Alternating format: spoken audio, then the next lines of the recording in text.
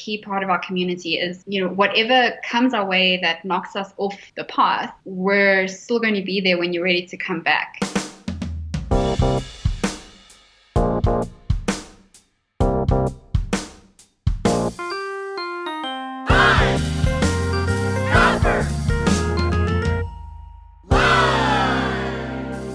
Hello, print friends, and welcome to the 68th episode of Pine Copper Lime, the internet's #1 printmaking podcast. I'm your host, Miranda Metcalf. I release weekly podcasts with people in the print world who are doing something a bit beyond the expected. So please subscribe on your podcast listening app of choice. You can also find Pine Copper Lime on Instagram and Facebook, and you can sign up for our monthly newsletter with print news from around the world, all at pinecopperlime.com. Except for last month when I was moving from Australia to Thailand and starting a new job, and there was this crazy election thing going on and some other stuff, and I didn't send out the monthly newsletter last month, but I will this month, so lots of exciting stuff coming your way there.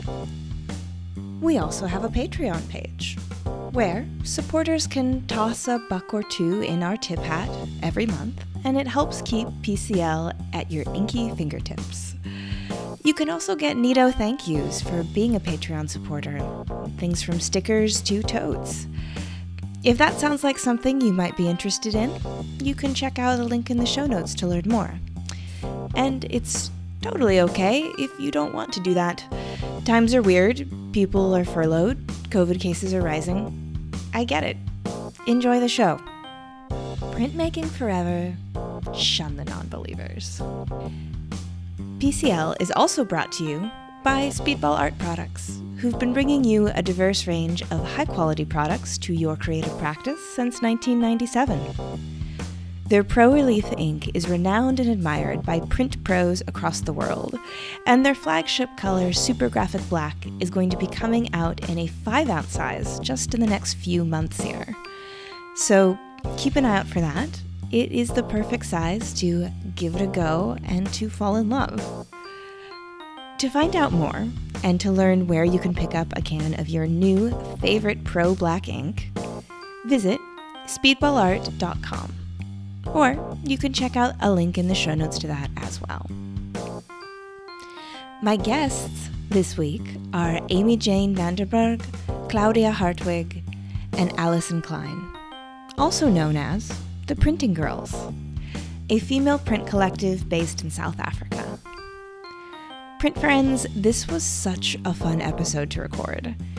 Getting to chat with a print studio somewhere in Africa had been on my list pretty much since day one of PCL.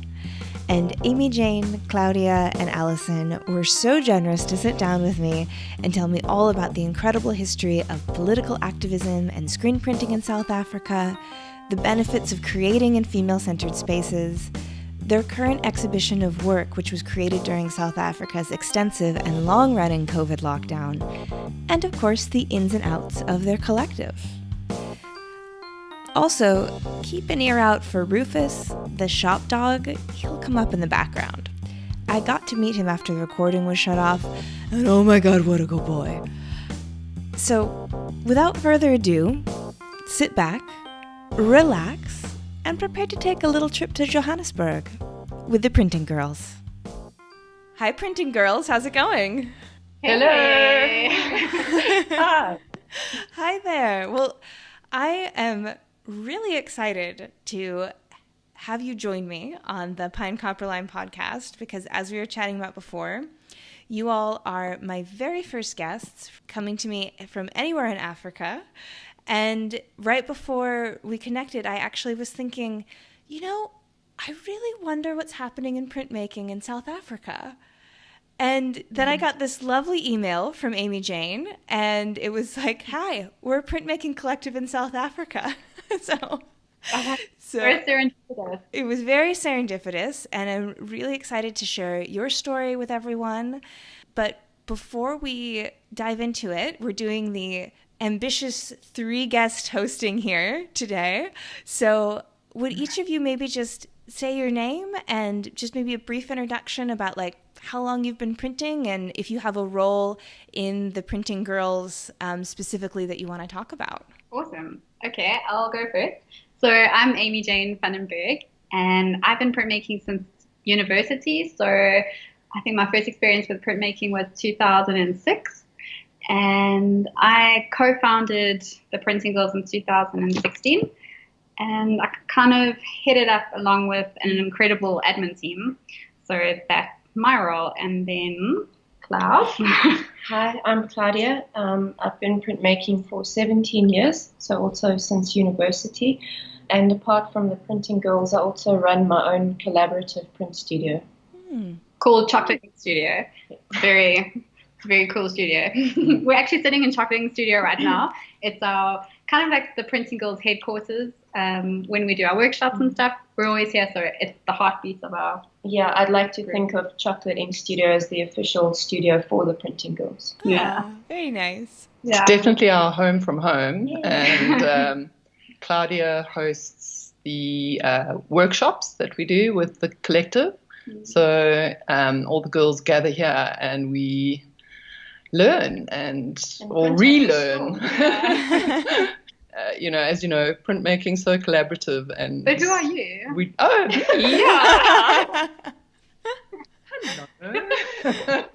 I'm a big Pine Line fan. My name is Allison Klein. Yeah, I live in Johannesburg, in a very busy, layered city. It's very much a part of our being in the centre here. Amy Jane's actually based in Pretoria now, which is another city about an hour's drive from Johannesburg. So we tend to gather at Chocolate Ink, which is sort of a lot. Home away from home. Yes, home away from home. And it's based sort of between the two cities to some degree, a little bit closer if you're in Johannesburg. I'm part of the admin team with Amy Jane and Cloudia and a couple of other printmakers, and I only joined the beginning of last year, so it's quite a privilege to be part of the coordination and the curating and the idea squad. So I've really enjoyed becoming a part of that and rediscovering printmaking. So for me, I have a bit of a different story to everybody else. I studied printmaking, and then I was a lecturer for 5 years teaching. I headed up the printmaking department at a college, and then really had a problem with the fumes. So one of the things that has been a really great journey back to printmaking for me is the fact that the Printing Girls are very experimental with green printing and non-toxic techniques. So we do try and share that with one another. So that's been wonderful because my health didn't allow me to print for many, many years. So I'm more of a kind of mixed media collage artist, but I've fallen in love with printmaking again. I like that. It's like printmaking took some time away, really focused on itself, came back, with this new way of working that you were like, okay, we might be able to restart this romance. You're looking healthier now. I can see it. Yeah. Exactly. Yeah, the green techniques. You stayed sober long enough. Yeah, exactly. The Printing Girl stories are similar to yours, Allison, where they did take time away from printmaking for so many different reasons, but often some kind of roots of hurt and frustration with their own art, and then now finding their way back into it through the Printing Girls. I think that's been really nice. Yeah, and without the Printing Girls, I don't think I would have done that, because it's just been such an encouragement, and being a part of a collective gives you the structure to rediscover these things, which is on your own. To access a studio and a press and all that kind of thing is not that easy for someone who's just starting off their art career in their later life, after having worked commercially for many, many years and then being a mom. And as Amy Jane said, we have quite a few older ladies who have come back to. In fact, South Africa has quite a strong contemporary art membership of females that only really got to embrace their career later in life. So that's been interesting. Yeah, maybe that would be a good time to just sort of speak to that a little bit, just because we're setting the groundwork for the who you are, where you are, what you do. And I can only imagine that, being based in Johannesburg in South Africa must have kind of a huge influence on, who joins your collective and how, and the art that you make and the history that's there. So could you speak to just, printmaking sort of generally, or maybe even just if you wanted to be so bold as to speak to arts generally in South Africa, and what people get wrong about it and what people need to know about it, just to kind of set the stage for the context in which you all are working? Well, I think first off, I don't know how many people outside of South Africa know just quite how exciting the South African art scene really is. I would say it's a really important part of South Africa, and being a South African, I think we are a very creative nation. So there is a lot of art in general. In terms of printmaking, I think I'll ask Cloud to answer more of that, but we have some huge heavyweights and some amazing printmakers that come from South Africa, some amazing printmaking studios based in South Africa that some of them, like for instance, Artist Press, they studied, or Mark Atwood studied at Tamarind, am I right? Yeah, so he's our ultimate master printer. We have a lot of incredibly skilled master printers in South Africa, and actually Cloudia is an incredible master printer, and she'll argue with me, and she is so modest about it, but she's sitting here giving me the eye. But she, for our group, Cloudia is an incredible asset in terms of being a master printer, and she knows a lot about the printing community because of her experience of being a collaborative printer for 17 years. So I'm going to hand over to her, and she will give me the evil eye. Tell us in South Africa, Cloud. Okay. Printmaking in South Africa, it's difficult to describe because it's just very energetic and vibrant, and I think printmaking is a really, really big part of the South African art community in general. Printmaking is an exciting medium. It's experimental. You almost feel like you're a mad scientist. And all the artists that I work with, they always want to push. They want to experiment. So they want to remain true to the technique, but at the same time, they want to push it a little bit further, which I find very interesting. And also our printmaking is a very democratic medium here in South Africa. So our history has a lot of printmaking in it, used for protest posters and just creating awareness of what happened in this country. So we have a very, very rich history, especially in screen printing in South Africa. And then, I don't know, about the artists. I find South African artists absolutely love the traditional techniques like etching, lino cut, wood cut. And within the last, I'd say about 8 years, there's been a resurgence in interest in screen printing. So when I first started working, so after university, I started working at a community-based print studio called Artist Proof Studio. And I was hired to set up a screen print studio there. And we were the only screen print studio that was open and working in the country at the time. And one of the missions that I was given was to try and find artists to collaborate with in screen printing itself. And that was very difficult because not many people were interested in it. But then, like I said, within the last 8 years, all of a sudden screen printing has just blown up. Everybody's screen printing. We have screen printing studios popping up all over South Africa, galleries wanting to hire master printers to print editions of artworks. So I think, I don't know, printmaking is just, it's so blooming exciting and everybody wants to do it, from children to housewives to professional artists. It's really an exciting thing. Historically, there's some beautiful things that you can research that are very South African and very crude and have a lot to do with political struggle that Cloudia was referring to. So in Natal, there's a place called Rorke's Drift, there was a huge battle between the Anglo armies and the Zulus. And interestingly enough, that was the center where they set up a kind of a craft center for the poor communities in the area. And some of the greatest artists in the country emerged out of this little community center. And as printmakers. Yes, they were taught lino cut and woodcut, am I right? Yeah.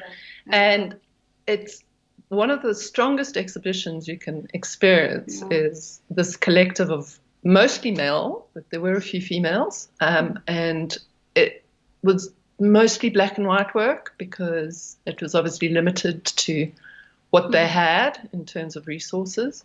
But the work is phenomenal, and it's got a lot to do with our political history. So it was during the 1970s and 80s, right? So it was the first place where these people could express their feelings and their emotions about being stuck under an apartheid regime. So I think we all have such a emotional connection to printmaking because of that sort of history. Live, eat, breathe, dream printmaking in this place. Come visit us, Miranda. Oh, I am already sold. Yeah. That sounds incredible. And just out of curiosity, what do you think accounts for that resurgence that you were saying you saw maybe kind of 8 years ago in that interest of particularly around screen print? I think it has a lot to do with the fact that Cloudia actually spearheaded this resurgence.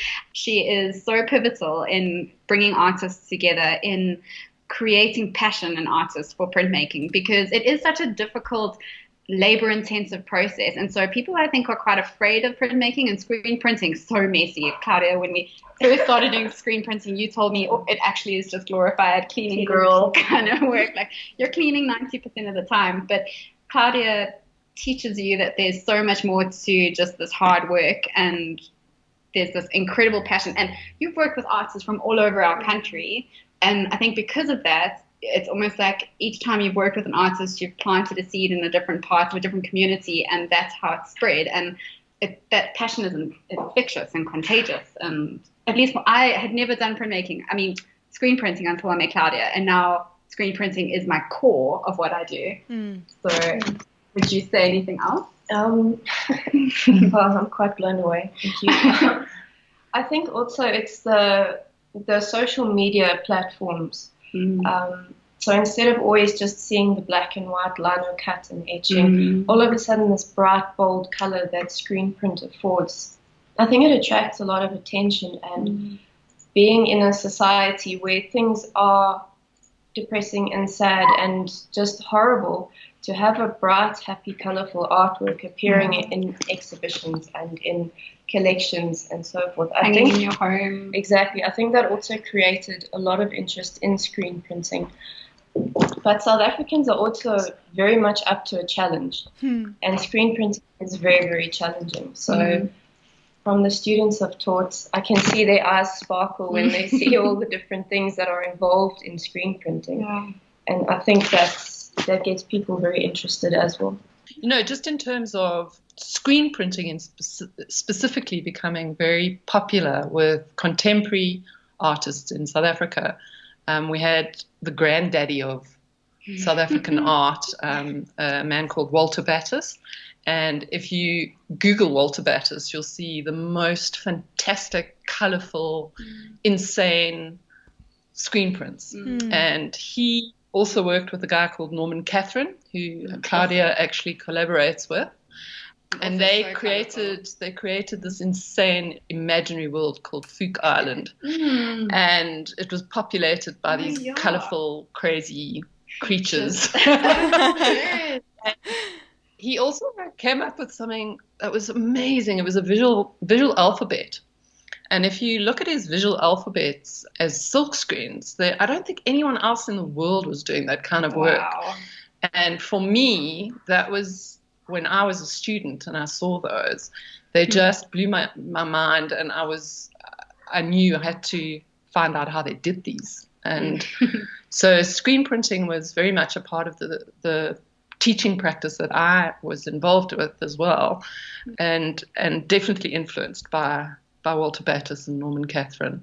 So just an added note. No, absolutely. That is really good to know, for sure. And like I said, I'm as excited to learn about the Printing Girls, but also just super keen to learn about printmaking in South Africa. And I had no idea it was so amazing, and now it's going to be my new obsession, I can tell. Yeah, so that's wonderful to get that context for printmaking in South Africa and screen printing. But to pivot a little bit and talk directly about what you all do, you have this collective called the Printing Girls. And can you tell us the story of how that came to be, and when was the seed planted, and how you went about forming it? So I was extremely lucky to work with 5 incredible women in university.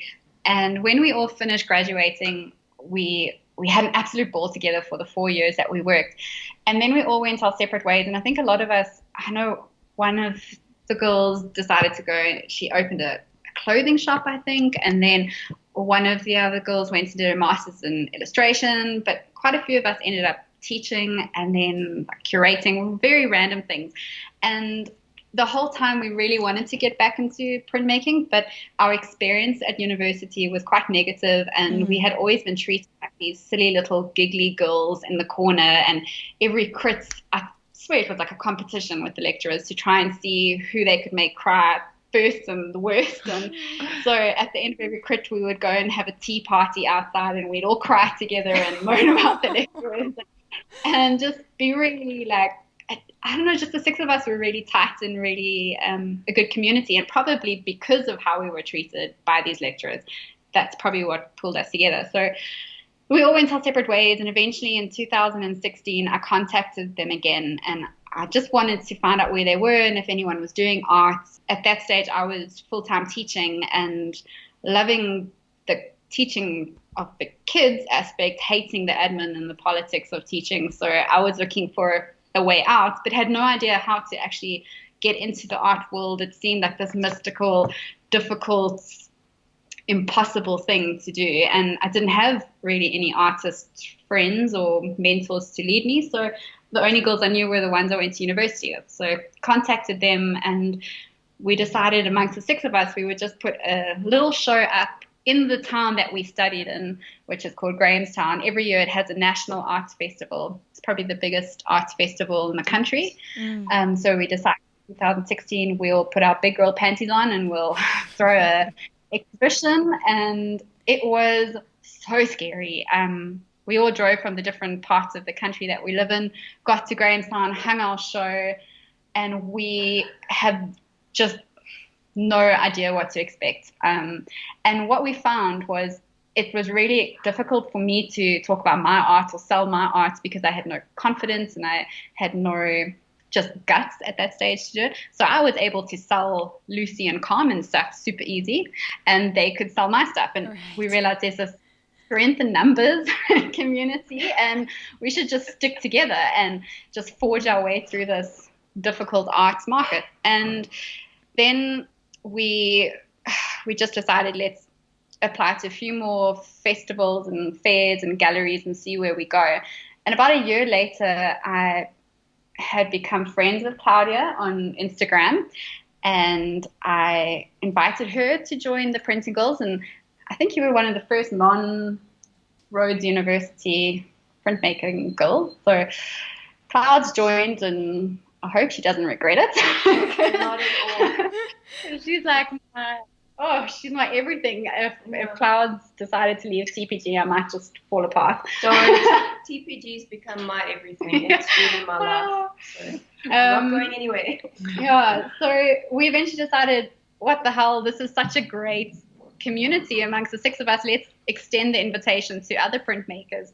So we did, and then we grew from 6 to 12, and then we've just kept growing. And now every year we have an intake. We do applications, which this year we're actually doing applications next month in November. And then we're trying, the goal, Miranda, is to have every single female printmaker in South Africa part of us. It's just such a lovely community. It's so supportive, and it's great to just see female artists finding their voices again and finding their confidence. And it's quite a long process, I think, for each of us individually to find that strength again. But together as a community, it's really been incredible. And we decided to call ourselves the Printing Girls, as that like subversive, you're going to call us girls and laugh at us and put us in the corner, but we'll show you what girls can do. We'll print like a girl. Mm-hmm.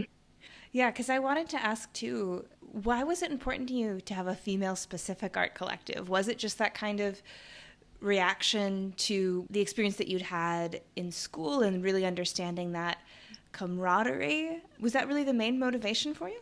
I think art history can speak for itself. Right. So just, female artists not having that voice. And I love working with women. There's so much false expectation that working with women, you have bitchiness and cattiness, and that is the furthest thing. It's nothing like that. It is supportive and loving and kind and generous. For a very short stint of my printmaking career, I got to work with Cloudia at Chocolating Studio, and I was her assistant. And we got to work with many amazing artists, and I was always blown away by how the female artists, they just have this softness and generous heart, and they're so much easier to work with, and maybe that's just my personality, but I enjoy it. I don't know why, but the male artists in our country, or probably in the whole world, men just seem to find it easier to be have an ego and to be arrogant and to push themselves. Women always seem to doubt themselves for some reason, not always, but they're so busy trying to please and being a mom, being a mom, sister, and being a wife, and there's no time for art. They don't get to think, I'm just going to be a fancy pants artist and walk into this gallery and they're going to love me. Whereas for some reason the male artists just have that. They get taken more seriously. What I've found is that generally when a female makes artwork, it gets called a housewife's hobby. You know, it's art and craft room. Yeah, do you have an art exactly. and craft room? So irritating. It's a strange phenomenon, but it does happen. It's generally, people always say, you're just a rich housewife who can afford to have a press in your room. You know? When so ridiculous. Women are actually professional printmakers. They are professional artists. And a lot of the male printmakers, or not all of them, but the master printmaker behind that artwork is actually a female with really big biceps, and she's great. So, I think worldwide we are slowly starting to see female artists rise and female printmakers take that stage, and we are getting more and more female artists in gallery spaces. But I'm still tempted to every group show we see, I count how many male artists, how many female artists. And unless it's a female-only exhibition, there's Women's Day exhibition, or like whatever silly little exhibition they put on, we still feel like we are so outnumbered by the male artists. It's still going to be a while of an uphill battle. But, oh my gosh, we are fighting it, and we are doing so well, and we're excited to forge that way for future females so that they can leave university and know, oh my gosh, there's this incredible printmaking career I can have, and it's great, and it's easy, and it's supportive. Yeah. Mm-hmm. Yeah. Sorry for the ramble. Oh gosh, you're touched a nerve, Miranda. you're playing my song. It's just, I think I have Ruth Bader Ginsburg on my mind more so than usual these days, and it just reminds me of one of her famous quotes, which is, asked, maybe it's apocryphal, I don't know, but what I've always heard is that she was asked, how many women should be on the Supreme Court, and she said 9. Yeah. And they were like, when faced with that sort of shock, she's like, well, there's been 9 men forever, and no one thought that was strange. It's just this idea of the sort of default human being a man, the default artist, the default justice, like the default person who's holding power at the center of attention. It's just this assumed that it's a man, and then when people who present as women or identify as women take up that space, it's all of a sudden there needs to be this little bit of like the hobbyist or the it's just like a different there's a different narrative, because it's like you're not just a human who's an artist, you're a human w's a woman and an artist. And so that extra bit people bring. Yeah. It's awesome. But also saying all this, I just want to say we love guys. we like you boys out there. We do like the boy printing boys. And, right. I mean, all of us, we have really good friendships and relationships with so many of the male printmakers. And we love you guys. Don't hate it. And, it's something that we're going to send you over to chat on future podcasts are just some really incredible heavyweight male printmakers. So there's some good ones out there, Miranda. Yeah, absolutely. And I always think that it's significant to say that, because I'm out in the art world as a woman, and I do get in conversations with women just explaining the experiences that they've had working with men, and not even necessarily in the art world. And it's really easy to just kind of list out all of the negative experiences, because we all have plenty of man-made injuries in our psyche, in our ego, and they stay with us, and it is cathartic to talk about them. But I also know that it doesn't really help anything to just be like, well, and all of this one kind of human is bad. Like, whenever that's happening, that's not helping anything. Sorry, Miranda. Is that a dissenting voice? Rufus is the studio dog, one of the many. There's actually quite a few here today. All our dogs have come for a play date.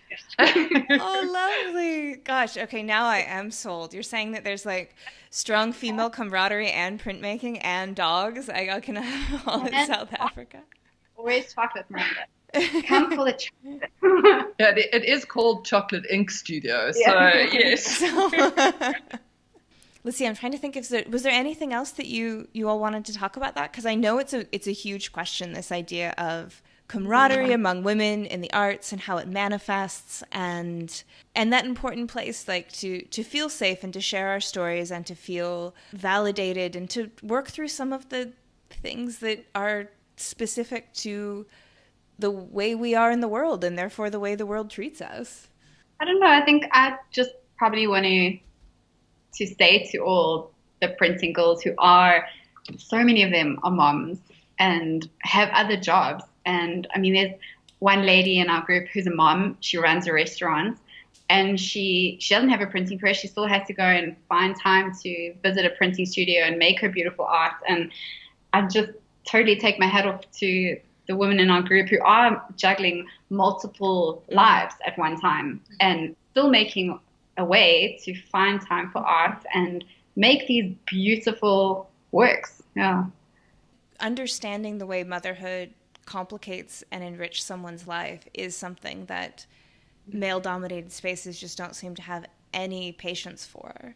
And it's treated almost like a disability or something, like to be that you chose, to be a mother. It's like, why would you do that? And I think this idea that of men being able to come into art spaces and having this assumption, I think a fair amount of it comes from, just never having to think about, am I going to take a few years off of my career, really, when it's those pivotal years for an artist, the late 20s, early 30s, when a lot of people have babies.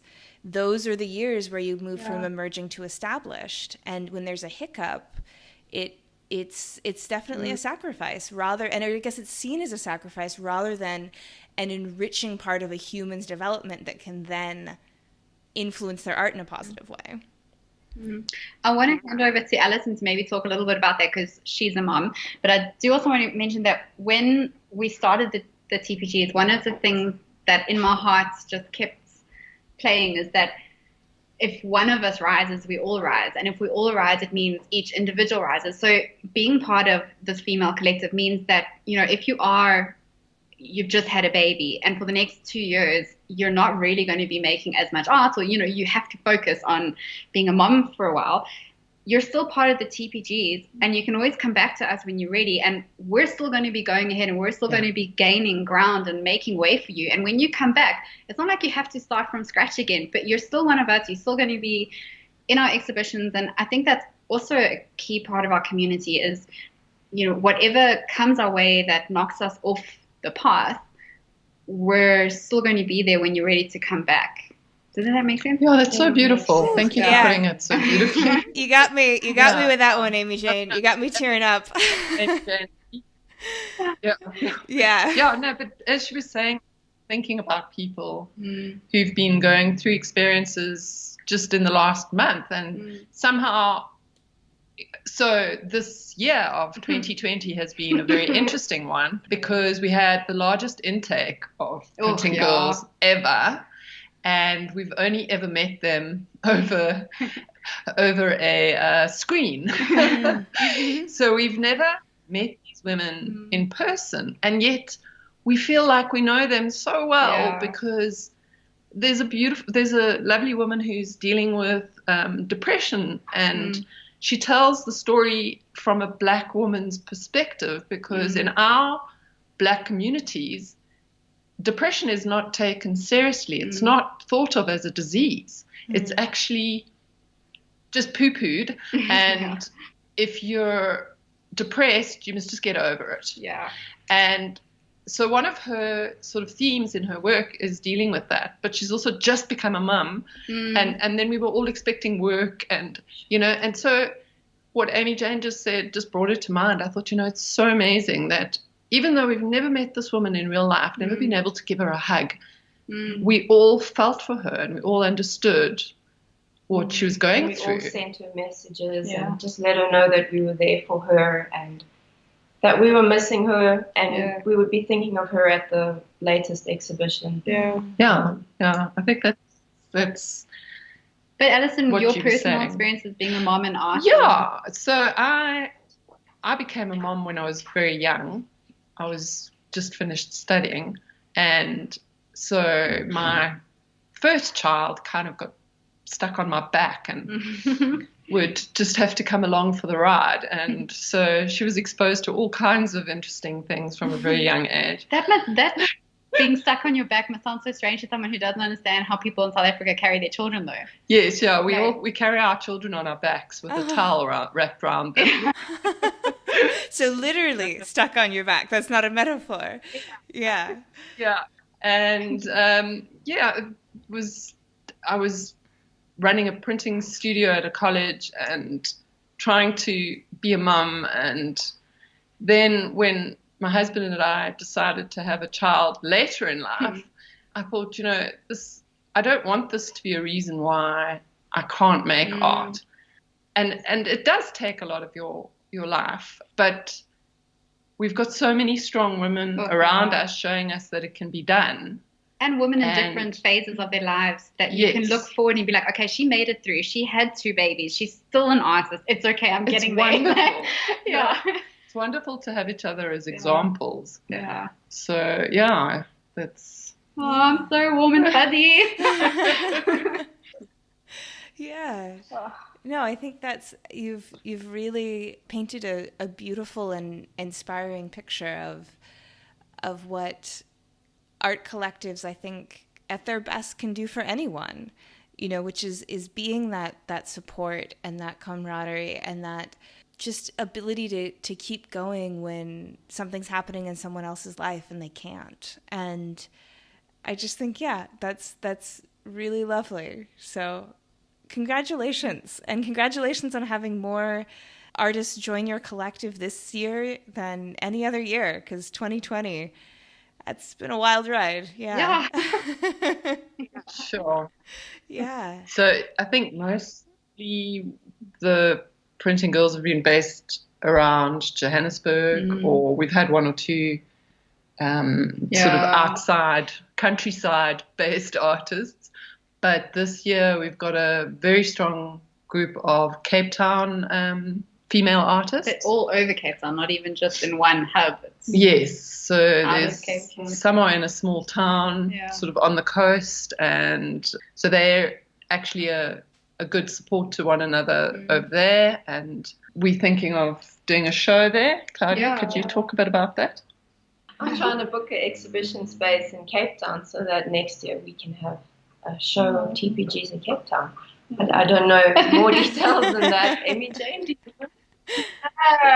But Cape Town is very different to Johannesburg. Gosh, yeah. So it will be quite different for us, even from a marketing point of view, because of all the tourists that come there. So yeah, we're quite excited about that. Oh, and tourists will be back in the country next year. How We exciting! We hope. Yeah, I was gonna say.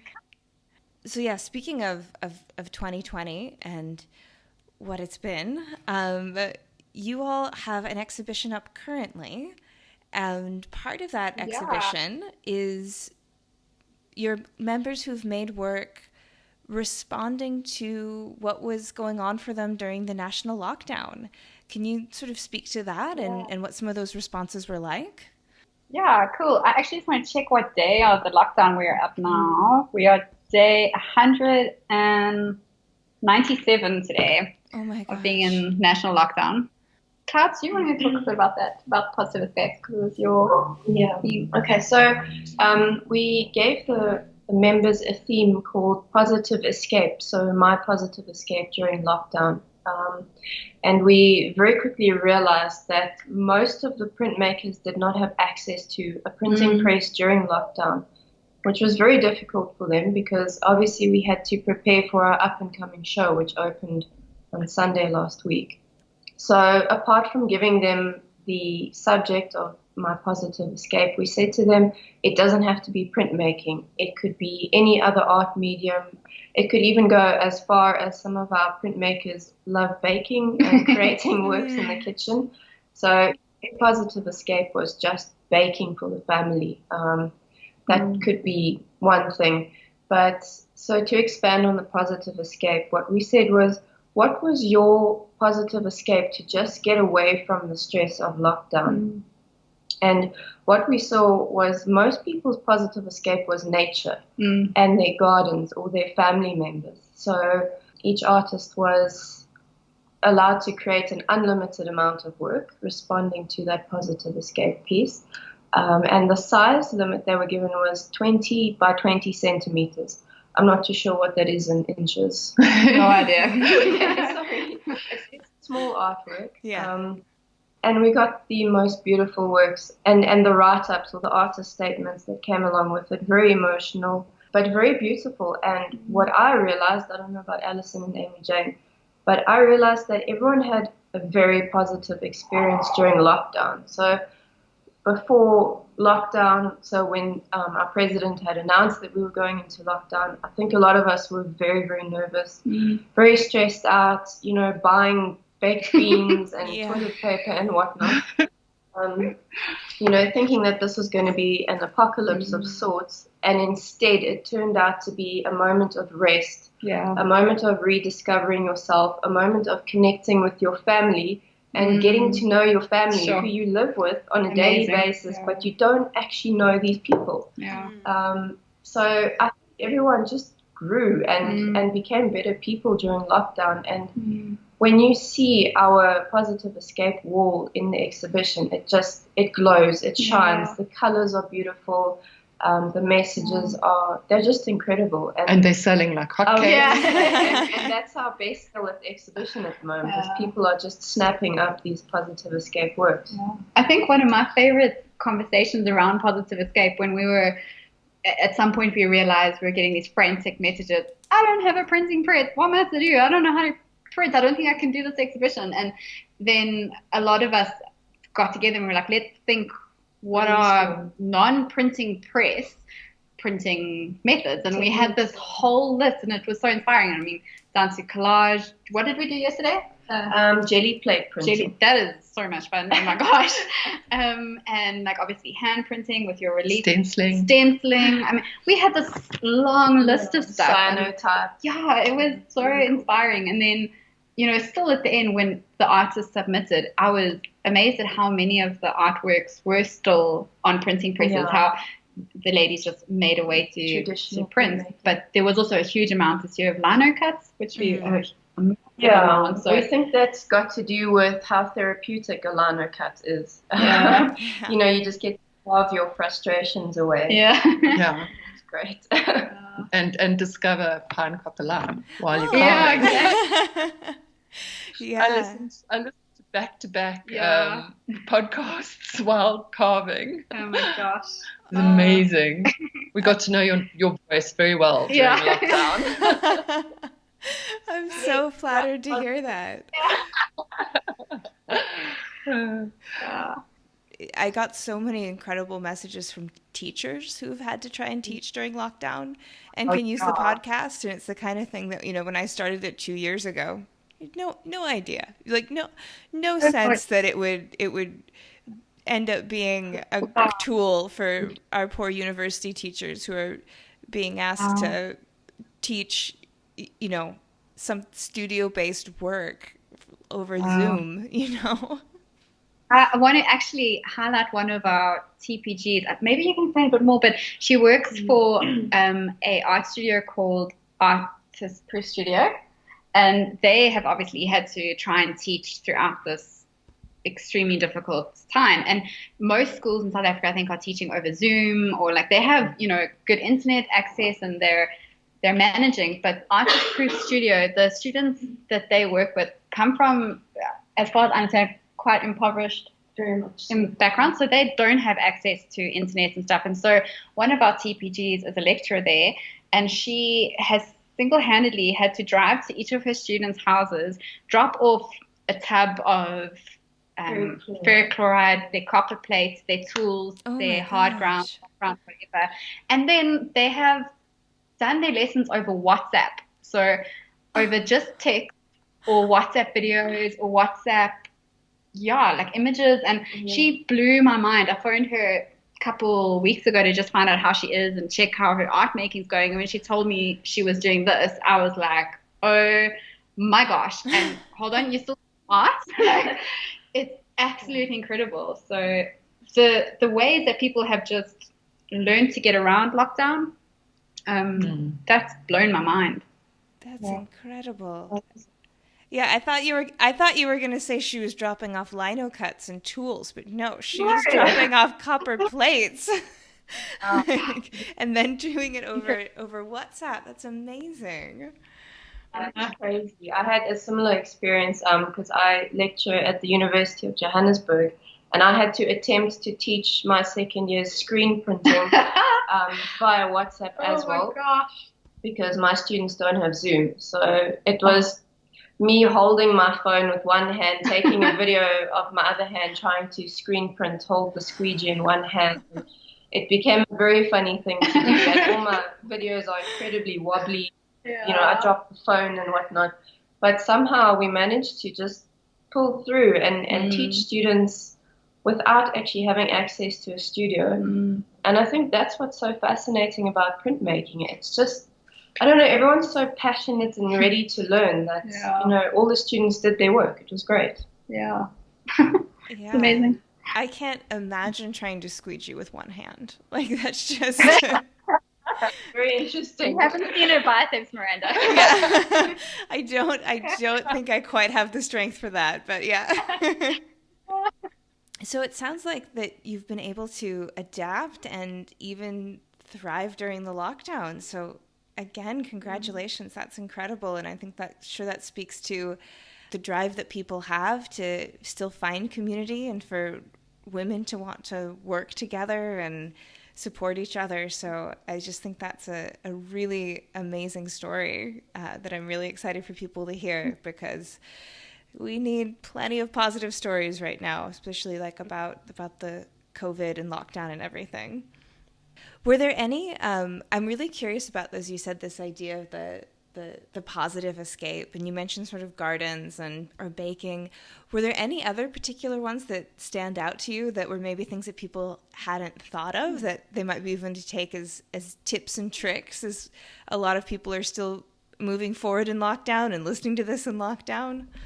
So from a content point of view, I remember quite a lot of people sort of coming up with these concepts. Yeah. So Claudia's asking me about a specific artist.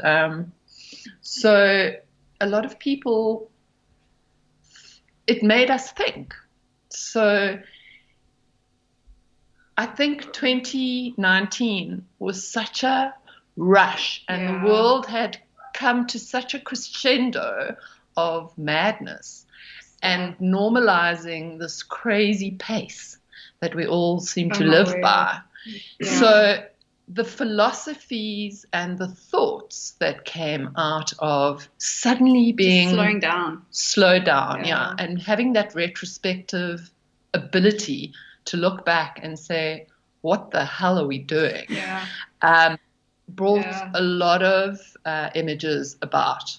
So wow. Whatever it was, it could be someone escaping in a story, which was kind of mine was a kind of a fantasy that I came up with based on that idea of just suddenly realizing that the human race is the virus, that the planet is incredibly resilient and will still be here when we're all gone. Yes.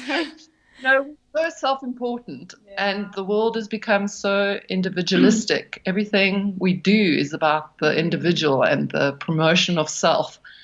So a lot of the ideas for me spoke about that. So maybe I was reading into what the statements said, but that was the other sort of way people... I think worldwide it was such an introspective time. So I think a lot of the images are also people finding their voice about things that they didn't know was important to them before. So just, well, we might not be answering your question very eloquently, Miranda, but we have a online catalog where we've actually put all the images, and then we've also put each artist's little write-up about it.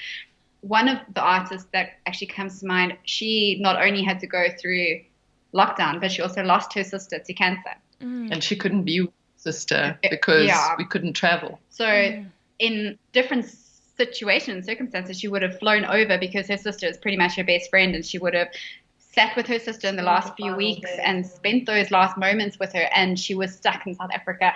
And so her art was a way of processing that and getting through that. And it was quite emotional for all of us to speak to her on Zoom about, to see the art, to read the bios.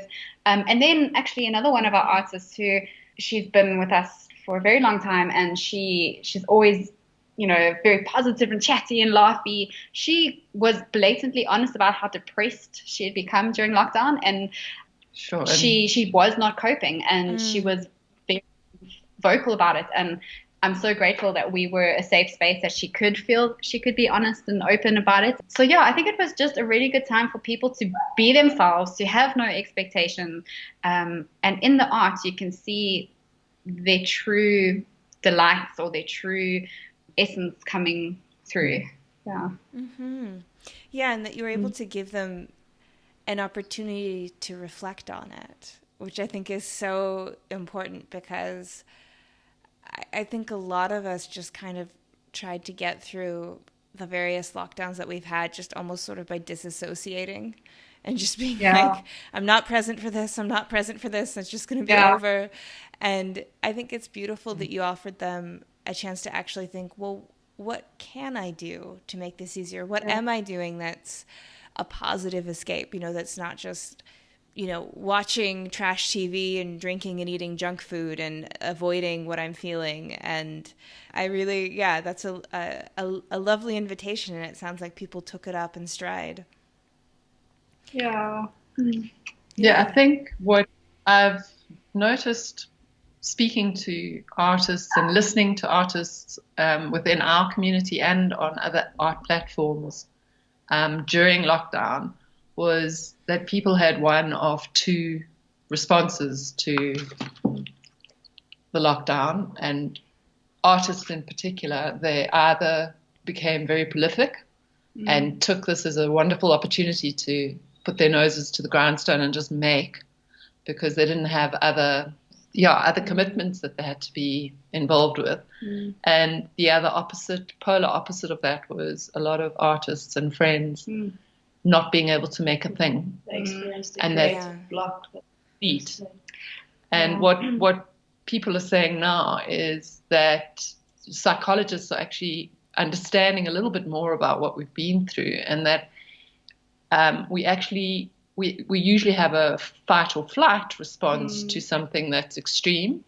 And because you couldn't flight, you kind of went into this deep space and just couldn't move. It was almost like being paralyzed with fear, but over a long, slow period. So, and I think what people outside of South Africa also don't realize is that we had one of the most hectic lockdowns. We locked down way earlier than most countries would have. If you look at our statistics and our numbers, our president took drastic measures very early on, and we only expected to be locked down, as most of the world, for a couple of weeks. And government has been really firm in keeping that lockdown as long and as strict as possible, to the point where we had no smoking and drinking, and we had a lot more restrictions in our country that other countries had. But we've had the most successful recovery rate, and our numbers are surprising compared to the rest of the world. And we are coming out of lockdown, but it's when a South African has gone through 197 days of lockdown versus someone in a different part of the country, I think our lockdown, to a large extent, was a lot more intense. Yeah, and the problem also is that you can't implement European techniques in a country that has the amount of poverty and number of unemployed people. So the result of lockdown has also been very negative, in the fact that we're now sitting with a national disaster of unemployment, where people are losing their jobs by the thousands per day. Because our economy has slumped into a position that basically can't support people anymore. We physically survived, but financially it's going to be another huge struggle ahead of us. Yeah, that seems to be like the big trade-off decision that countries have been having to make is economy versus health. And here in Thailand, we're over 100 days without community transmission, and Thailand shut its borders very hard, very fast. And now it lets in people for work, like myself. But you have to pay for a 2-week quarantine. You have to have a COVID-free test within 72 hours of your flight.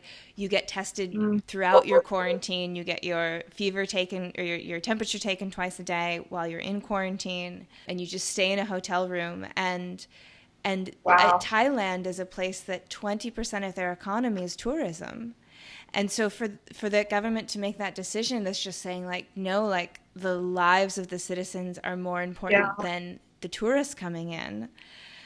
I mean, it's an incredible move, but it's still, we're pretty much living life like normal. People are going to work and going to parties, and you still wear a mask everywhere in public, and you get your temperature taken before you go into a grocery store or a hospital or a mall, and you check in everywhere you go on your phone. So it's not normal, but compared to a lot of places, we have extreme freedom of movement right now.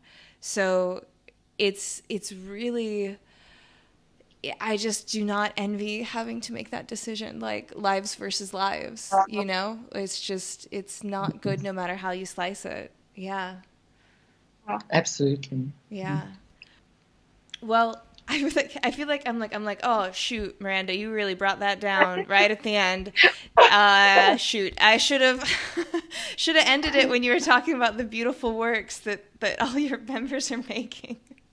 But yeah, it's something that I think is weighing heavy on all of us. And we don't know what the quote unquote right decision was or will be, or even if there ever was one. So I am really grateful for, like, the camaraderie that we can have, and especially over Zoom and over Skype. And I have to say, I truly don't know where the hour went chatting to you all. Like, it just flew by.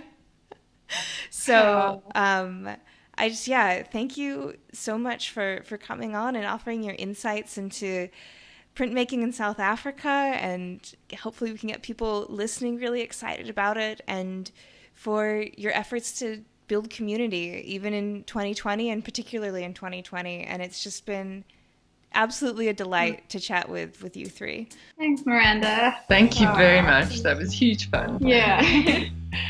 Please tell people where they can find you, where they can see your show. I know you did a great little kind of like walkthrough video for it, little opening video. Beautiful resources there. Where can they find that? Cool. So you can find us. We're on Facebook and Instagram. We're just the Printing Girls. Pretty easy. The Printing Girls.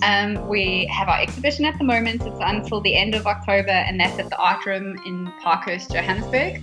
We also have all the works available online in our catalogs, which is on our website, which is www.theprintinggirls.co.za.